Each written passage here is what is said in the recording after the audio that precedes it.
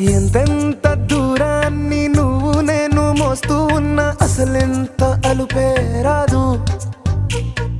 ఎన్నెన్ని తీరాలు నీకు నాకు మధ్యన ఉన్నా కాస్తైనా అట్టే కాదు. నీతో ఉంటే తెలియదు సమయం, నువ్వు లేకుంటే ఎంత న్యాయం. గడియారంలో సెకనుల ముల్లే కంటకి కదిలిందే. నీతో